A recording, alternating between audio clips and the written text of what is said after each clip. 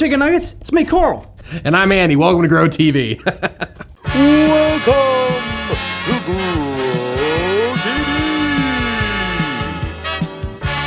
Hosted by Carl.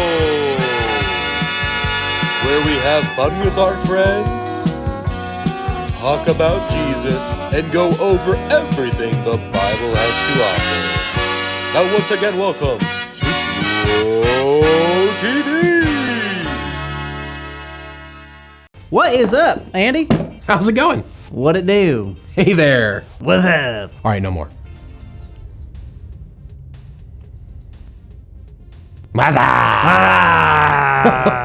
We have fun. We sure do. You seem like you're in a really good mood, Carl. Well, it's because I am. Well, why is that? Well, after last week's big idea of everyone can be a leader, well, it got me excited. That's great, Carl. It really is. I mean, I'm a leader. I can accomplish so much. That's so good for you, man. What? What was that? Well, I mean, I think it's great that you're confident, but, But what? well, leading takes a lot of responsibility, and I'm always scared to lead. I'm scared to lead? Why? I mean, what if I fail? Fail. What are you talking about, fail?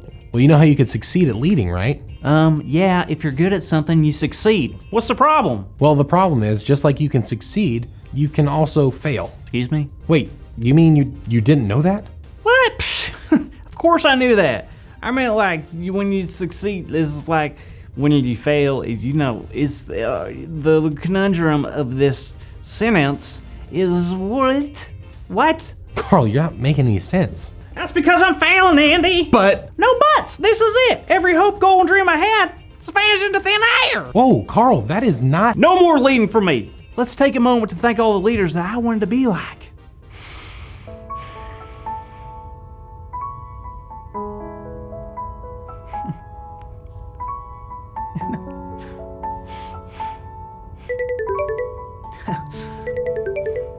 Hey, Jada. Hey Andy, how's it going, Carl?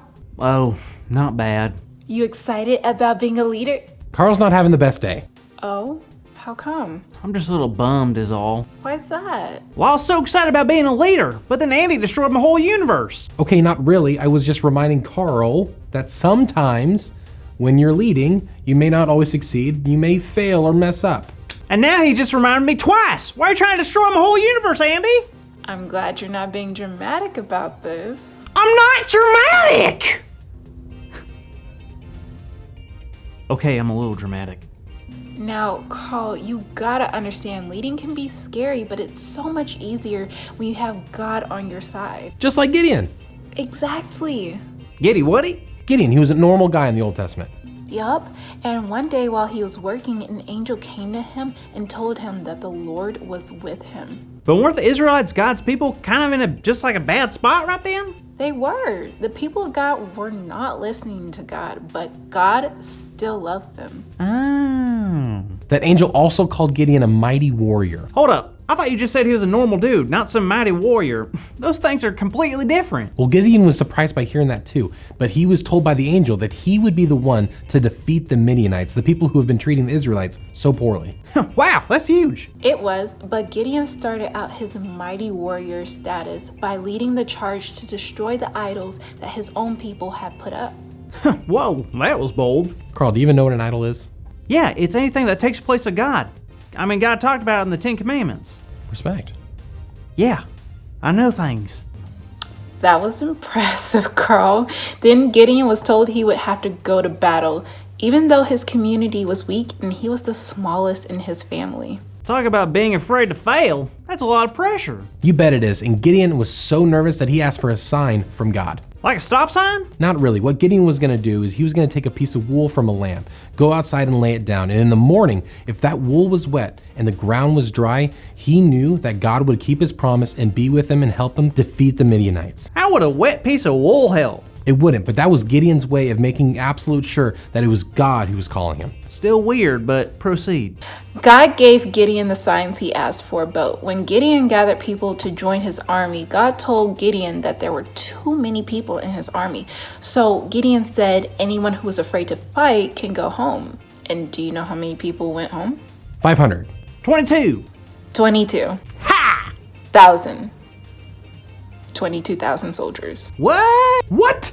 And even though there were only 10,000 soldiers left, God said it was still too much. So Gideon listened to God, and at the end of it, there were only 300 soldiers left.